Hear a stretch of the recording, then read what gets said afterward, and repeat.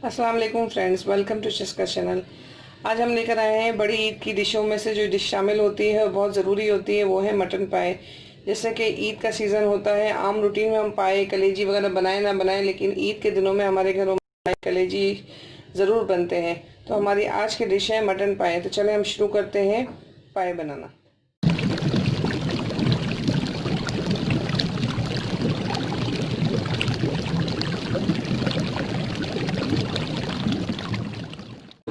पाए बनाने के लिए जो हमने चीज़ें इस्तेमाल की हैं वो ये देखिए, हाफ़ कप है। तो जो तली हुई प्याज तल के रखी थी, बकरीद ईद का सीज़न होता है तो पहले से ही हम तैयारी करके रखते हैं कि हम चीज़ें पीस पास के सब करके रखते हैं। तो मैंने प्याज जो लाल करके रखी थी उसको पीस लिया है।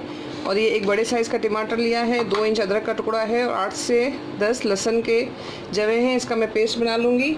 और दही है 1 कप, इसलिए मैंने टमाटर कम लिया है क्योंकि हमने दही ली है।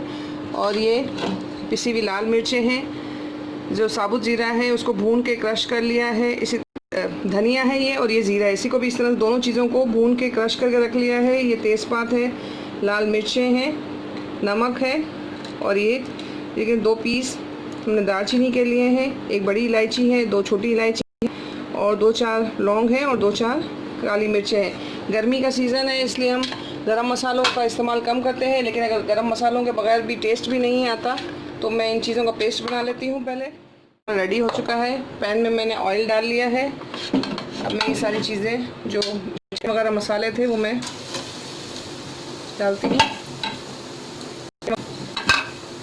और साथ ही इसको बस 1-8 मिनट चला के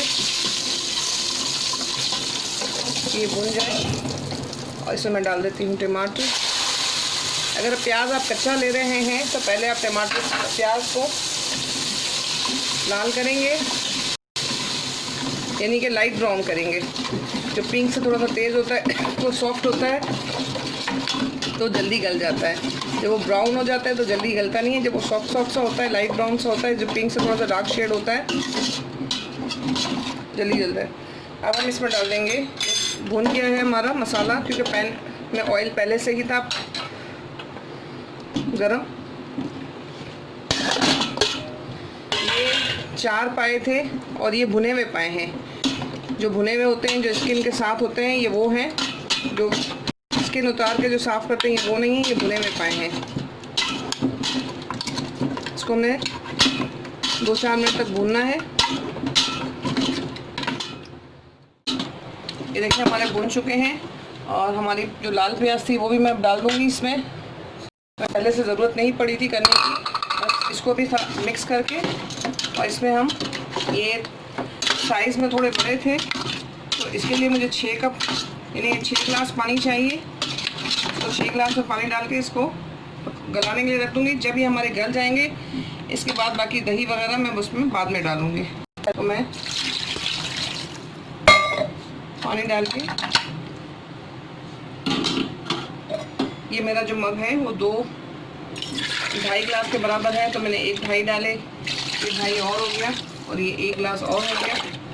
मैंने 6 गिलास डाल दिए, और इसको मैं गलाने के लिए रख देती हूँ। जब हमारे गल जाएंगे तो हम बाकी चीज़ें इसमें बाद में डालेंगे।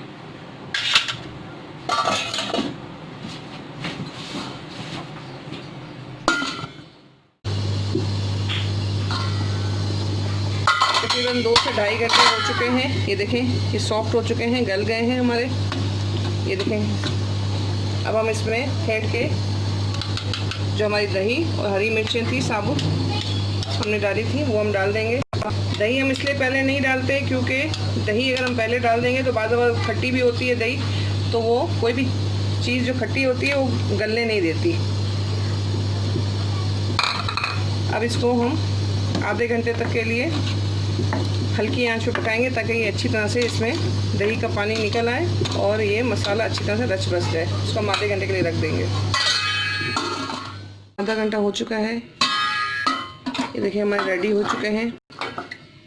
इसमें ऑयल भी ऊपर आ गया है। अब हम इसको सर्विंग बाउल में निकालते हैं। ये देखिए हमारे सर्विंग बाउल में आ गए हैं पाए। आप देखें, देखने से ही कितने अच्छे लग रहे हैं। इसमें मैंने ऊपर गार्निशिंग के लिए बारीक कटा हुआ अदरक, हरा धनिया बारीक कुतरा हुआ और पिसा हुआ गरम मसाला था, उससे मैंने सर्व इसको गार्निश कर दिया है। इंशाल्लाह बनाइएगा, खाइएगा, पसंद आए तो फीडबैक देना ना भूलें। हमारे चैनल को सब्सक्राइब करें और बेल आइकन के बटन को दबाएं ताकि हमारी वीडियोस अपलोड होते ही आपको मिल जाए। अल्लाह हाफिज़।